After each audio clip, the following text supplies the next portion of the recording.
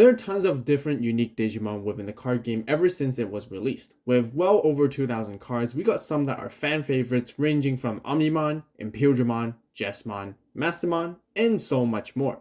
However, there are some cards and decks that are often left out which barely see any competitive representation, yet alone even played as they have been lost deep within the bulk. Today, we're going to explore some of these cards and archetypes and talk about them. Welcome to the new episode of the Why Nobody Plays series featuring RagnaLoardmon.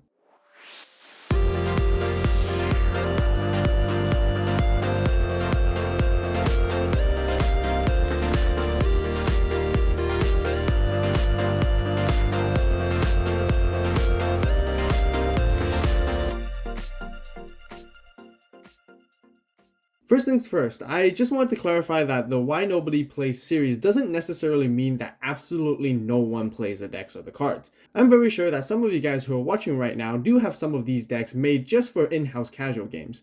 At the end of the day, all of this is just very subjective, as this series is just really trying to highlight why some of these cards or decks are barely seeing play even at local tournament levels. These kinds of videos are not intended to shame on the deck or fans of the Digimon, but rather as an opportunity to critically analyze what didn't work well and what areas of improvements can be made to make it better. Whether these decks are just not performing consistently or certain cards being lost with its goal and identity, I think this would be a really cool segue to get the conversation going. In every episode, I will cover key cards of the deck and the win condition that it's trying to accomplish, but where it also misses the mark. I would also include some of my own opinions on what changes that I would personally make to improve the playability. And for today's episode, we'll be covering RagnaLoardmon. But to be more exact, we're actually going to be talking about the Legend Arms archetype specifically. First things first, I do want to clarify that the fact that RagnaLoardmon itself is actually a very popular card, and many people are currently playing it. It can arguably be one of the best top-end level 7 boss Digimon that helps you finish games instantly. But as some of you guys may know, the card is actually more played within the Wargreymon decks as a finisher instead of being within its own archetype, which is Legend Arms. Now, if you do enjoy Digimon videos like these and want to see more, then be sure to subscribe and turn on that notification bell right now to stay tuned for more episodes with Why Nobody Plays. Also, give this video a like while you're at it, and I greatly appreciate the support from all of you, so thank you guys so much. Let's start off with jumping into the history of RagnaLoardmon. The card first debuted from the BT3 Union Impact set. The Digivolution line stems from two different Digimon, with Zubamon and Ludomon, which eventually digivolves into Durandamon and Briludramon, which are the level 6s. By combining the two, you can digivolve it into the level 7 RagnaLoardmon pretty much for free by placing either one of them underneath it while doing so. The only issue is that the Durandamon line was red, and the Briludramon line was black. During the early days of the game, card designs didn't accommodate each other as well when it comes to playing multicolor decks. Therefore, building the stack from level 3 all the way to level 5 and then 6 was quite awkward. But all of this changed for the better, ever since we got the Starter Deck 13. The RagnaLoardmon Starter Deck introduced a ton of new cards for the archetype, introducing an entirely new mechanic as well. Continuing with the legacy of red and black, all the Digimon are now able to digivolve between the two colors throughout all levels. This makes building the Digivolution stack much easier from what it was before, while maintaining the same goal of trying to get into the newer Durandamon and Briludramon. Durandamon is great for aggression and damage as it can gain additional DP and security +1. As for Briludramon, it provides protection from many different types of removal effects. You would eventually want to combine the both of them together to DNA Digivolve into the new RagnaLoardmon. By doing so, you will either have a super strong Digimon that is almost invincible, or it can be just used to finish your opponents off immediately to win games when it comes out. RagnaLoardmon normally requires a level 6 red and a level 6 black Digimon to DNA Digivolve. It has when digivolving Blitz, and if you DNA Digivolve, you get to delete one of your opponent's Digimon with a play cost of 20 or less, and most importantly, trashing the top card of their security stack for every 4 cards that RagnaLoardmon has within its Digivolution sources. That's not all, it also has a all turns once per turn effect of being able to unsuspend itself when a card is removed from your opponent's security stack. With so many good effects in one single card, it is indisputable that RagnaLoardmon is without a doubt one of the strongest cards in the game currently. The general game plan is eventually to build 2 stacks in order to fulfill the DNA Digivolution requirements to get into your RagnaLoardmon. and the optimal method is to build up one stack in raising first, and then make a second smaller stack where there are a few different methods to achieve this. Zubamon, Ludamon, Durandamon, RagnaLoardmon, and the Legend Arms Alliance option all have methods to let you play 7 or lower cost Legend Arms Digimon for free. Ideally, it will be your level 5s, which are Duramon and RagnaLoardmon. Both these cards mainly have an inheritable effect, which lets you DNA Digivolve during the end of your turn, and it helps speeds up the process of building towards your RagnaLord. Aside from just building the stack through Digivolving, the level 3s and 4s are also intended to be hard played, so that they can be tucked under your main stack and gain various unique effects. The secondary benefit to this is to grow the stack even bigger to maximize RagnaLoardmon's effect to trash even more of your opponent's security. With a solid game plan and so many cool effects, what is the deck still lacking? And this is where we'll talk about the issues. To address the biggest problem that the deck has is the rough process of getting towards your win condition. Many effects reveal the top card of your deck to play more Digimon cards. The thing is that the core mechanic heavily relies on luck, also known as the gacha system. You can get there easily by revealing the perfect card you need every time, or you can be left completely with nothing as you reveal the worst possible card. This is where the archetype fails to become reliable, which probably translates to why players tend to lose interest in playing this deck. Another major issue is the difficulty of setting up the top end combo. With so many different forms of removal in the current metagame, getting your Digimon or stack to stick on the board is where the difficulty derives from, especially when the stack is actually vital for you to get into RagnaLoardmon. Also, don't forget, you actually need to build 2 stacks at the same time, where one of them specifically requires Durandamon to be your red source and the other to be RagnaLoardmon as your black. With such specific requirements, it makes the process a little bit more complicated than it should be.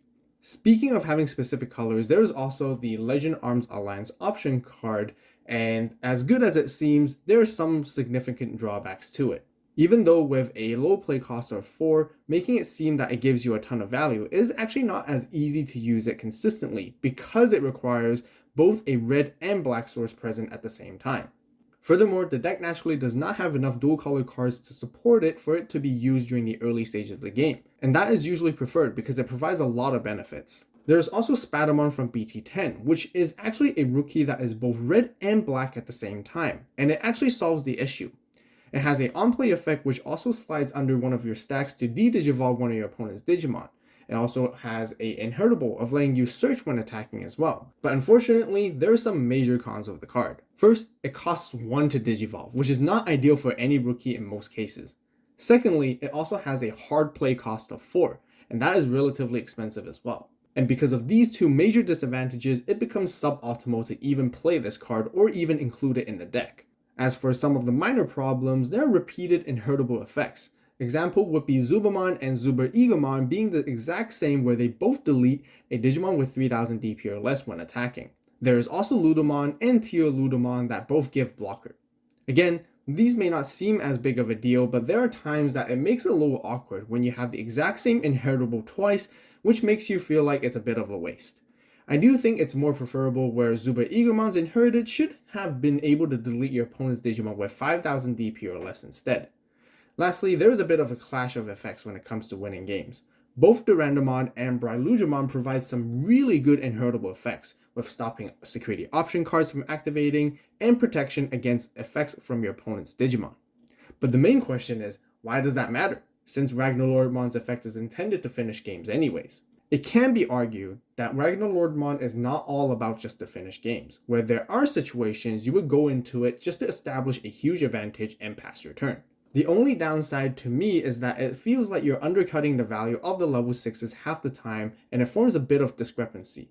Since RagnaLoardmon would be your main way to win games with its incredible effects, it is natural for it to be difficult to meet its DNA Digivolution requirements. Otherwise, the deck would be just too powerful. However, I still feel that there are a few small additions that the archetype should receive just to make it more consistent to improve the gameplay of the deck. One of the greatest examples of RagnaLoardmon being one of the best cards is the fact that it's being played in other decks instead of its own where it should belong. And the main ones are actually Wargreymon and Black Wargreymon decks. The reasoning is super simple. Both Wargreymon and Black Wargreymon are dual color with black and red, meaning it can fulfill the color requirements for RagnaLoardmon's DNA Digivolution in both ways of being either color. Because of this, it is game changing on how much easier it is to access the final combo compared to building a Durandamon stack along with a Brylugimon stack specifically. Here's an example build that I recently ran for one of the Ultimate Cup events with the modified rules. If you guys want to learn how to deck build and play RagnaLoardmon, I actually made a couple videos for it already. So if you're new to the game or just trying to get into RagnaLoardmon in general, then definitely check out my starter deck guide. If you're a little bit more advanced, then definitely check out my full power deck profile as well. Links will be left in the description box down below. Now with that out of the way, we can now begin talking about how we could improve the deck. So the good news is that we should be getting some support for the archetype in the form of a new Zubamon, which is P097. This card is from the limited card set Online 2023, which has already been released for Japan, but we haven't gotten any news yet for the English release just yet as of the time of making this video. This Zubamon has a on-play effect. By placing this card under one of your Digimon in play as its bottom Digivolution card, reveal the top 3 cards of your deck. Place those cards at the top or bottom of your deck in any order. Then if you have a Digimon with Legend Arms trait in play, you get to gain 2 memory. It also has a inherited effect. Of your turn, while you have a Digimon with Legend Arms in its trait, or a black Digimon in play, this Digimon gains Raid. The on-play effect of this card greatly helps, as it can potentially give you better hits when you're synergizing it with the effects to reveal the top cards of your deck. And this was one of the biggest issues which I mentioned earlier. Even with the new promo Zubamon, I still feel that there are a few areas that the deck can improve upon to support the current cards even further.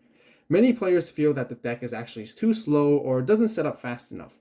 But I wouldn't necessarily feel that way, just because there are actually plenty of decent tools to help you get there quickly. But it just requires a bit of reinforcement.